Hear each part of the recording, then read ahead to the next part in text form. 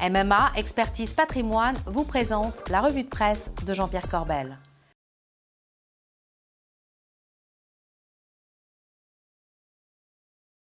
Bonjour, c'est mardi et c'est votre revue de presse après ce terrible vendredi 13 qui nous a tous secoués et qui ne nous donne pas vraiment envie de rire. Et pourtant, il faut qu'on travaille, il faut que la vie continue. Et c'est ce que nous allons faire aujourd'hui avec Jean-Pierre Corbel. Jean-Pierre, c'est à vous. Bonjour Bogdan, une revue pas comme les autres. On se demande si on peut traiter de la même manière une information somme toute futile après effectivement ce vendredi 13.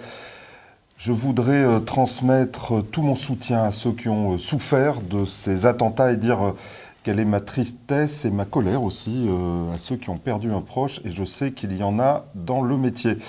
Mais comme on dit dans le spectacle, the show must go on, effectivement. Et le pire serait de changer de vie, de baisser les bras, de vivre autrement en fait. Sous le joug et sous la pression de la barbarie. Alors, comme cette revue a toujours été placée sous le signe de l'humour, eh bien, on va essayer d'y rester en essayant de choquer personne. Et je voudrais vous livrer une citation de l'un de mes maîtres à penser en la matière, c'est Pierre Desproges, pardon. Le martyr, c'est le seul moyen de devenir célèbre quand on n'a pas de talent. Ça, c'est dit.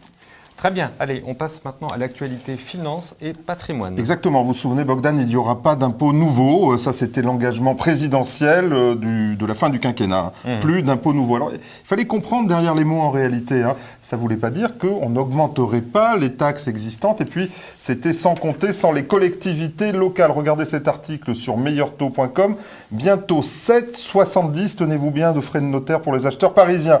En relevant de 3,80 à 4,50 la taxe départementale sur les mutations, la mairie de Paris est en mesure de combler une pomme qu'elle avait de 140 millions d'euros qui manquaient dans le budget. Mais pour les candidats à la propriété, ça signifie 0,70 de frais de notaire en plus sur le prix d'achat d'un bien immobilier. Je ne sais pas si vous vous souvenez, Bogdan, dans la première loi Macron, on voulait raboter les honoraires des notaires, qui sont eux-mêmes intégrés dans ces frais de notaire, de 0,30 à 0,40 les honoraires pour, disait-on, rendre du pouvoir d'achat aux Français. Ben non seulement la loi Macron ne l'a pas fait, mais là on ne rend pas de pouvoir d'achat, on rabote, pour le coup, on reprend de l'argent aux Français pour 0,70. Alors, si on fait le calcul quand même, 0,70 par exemple sur 400 000 euros, c'est pas un gros appartement en région parisienne, et ben ça fait quand même 2 800 euros, ça fait un peu de bruit, non ? Ouais. Donc des taxes supplémentaires, et là, il y en a une qui est très... Enfin, je ne sais pas si c'est rigolo ou pas, mais la taxe cabane, c'est quoi cette histoire ? Vous avez une cabane au fond du jardin, vous, oui, chez vous, dans votre pavillon. Alors, comme tout le monde, d'ailleurs. Eh bien, ça y est, ils veulent taxer les abris de jardin. Alors... c'est le moyen de se détendre un peu, effectivement, dans cette revue. Regardez cet article du Monde et vous allez être surpris, Bogdan. Alors, je vais vous faire le calcul pour que vous compreniez bien, c'est ubuesque. On multiplie la surface construite par une valeur forfaitaire de 799 euros. Il fallait la trouver, celle-là, en Ile-de-France. On divise ensuite le résultat par 2 et on applique un taux dont le montant est fixé par les communes, les départements et les régions. Mais attention, tout ça se cumule pour arriver à un taux global de 8,5% au maximum quand même.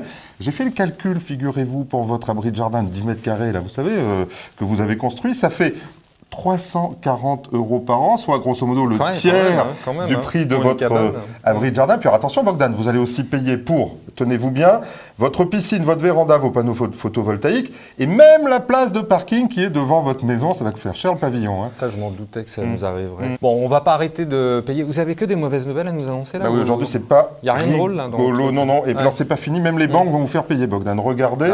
On parle de 2,50 € par mois chez BNP et chez SocGen pour gérer votre compte. Alors la justification chez BNP, elle est expliquée par le fait que ces frais permettront de gérer le compte, effectivement, vos paiements, la surveillance quotidienne de votre compte, la sécurisation de vos opérations et la protection de vos données personnelles. Pour une banque comme BNP, quand même, ça va faire quelque chose comme 300 millions d'euros de chiffre d'affaires, une paille quand même.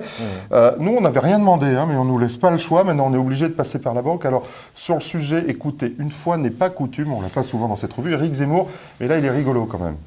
Votre argent m'intéresse. Oh, c'est la campagne de mon enfance. Cette affiche pour la BNP en 1973 scandalisa une France traditionnelle qui n'avait pas encore l'habitude des provocations de pacotille des publicitaires. Aujourd'hui, pour choquer, une publicité devrait dire, pour parler franchement, votre argent, on s'en fiche. On a Mario Draghi qui nous distribue autant qu'on veut et gratuitement. En France, le président Hollande a renoncé à sa promesse de séparer la banque de détail et la banque d'investissement. Il a ainsi sauvé l'essentiel de la fortune de nos amis banquiers.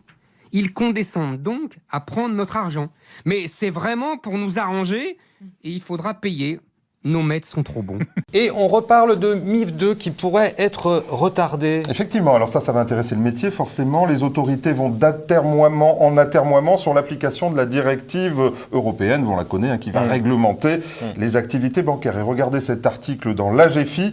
Sous prétexte qu'un délai sera probablement nécessaire compte tenu de la complexité pour les banques et les courtiers d'adapter leur système informatique pour la mise en œuvre de la réforme en janvier 2017, eh bien on repoussera en 2018. Alors, je ne sais pas pourquoi, mais en tout cas, s'inquiéter de la mise en œuvre chez les CGPI, ça n'a jamais été vraiment le problème des autorités. Donc là, quand c'est pour les banques, eh bien, ça marche, on repousse. Donc 2018, bizarre, vous avez dit bizarre, non ? Et on reparle d'or également. Oui, alors ça c'est assez étonnant. Hein. Oui. Regardez, je me suis arrêté sur cet article dans Les Échos avec l'or qui décroche et qui est au plus bas depuis 2010. Les encours dans les fonds indiciels, tenez-vous bien adossés à l'or, sont au plus bas depuis 6 ans.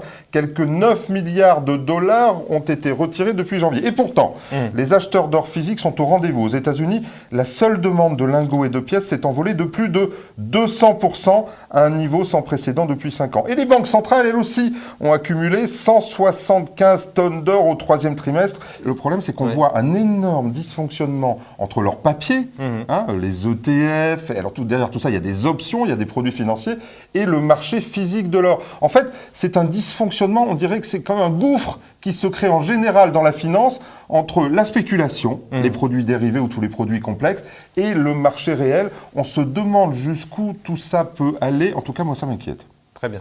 Allez, un petit top quand même cette semaine. Allez, on en a effectivement. Comme chaque trimestre, nos amis de Cantalis ont arrêté leur observatoire de la gestion flexible. Et la gestion flexible se tient plutôt bien malgré la volatilité des marchés. Bogdan, regardez l'observatoire sur le podium à 1 an. L'incontournable H2O multistratégie qui se voit challenger très près par BBM VFlex, nos amis de Montpensier, et un peu plus loin par un outsider talentueux, on le connaît assez peu encore, Harmonis Réactif d'Advenis. À 3 ans, toujours H2O, mais alors là, loin devant et derrière des valeurs sûres que sont Air Club et Sextant Grand Large. À noter le classement par ratio de Sharpe. J'aime beaucoup ce ratio qui mesure la performance face au risque encouru. Ça, pour les flexibles, c'est intéressant. À 1 an, toujours Sextant Grand Large, devant BBM VFlex, suivi du très sécure, un petit nouveau aussi, Tikeo 1K. Tikeo 1K, des amis.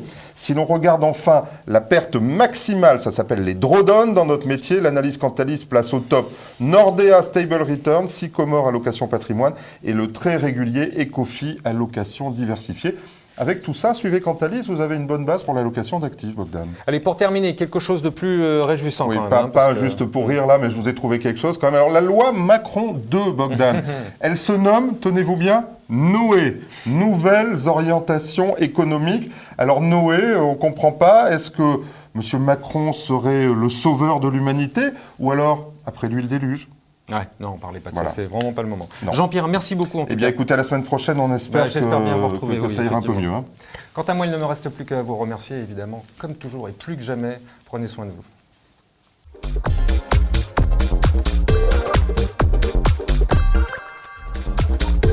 La revue de presse Club Patrimoine vous a été présentée par MMA Expertise Patrimoine.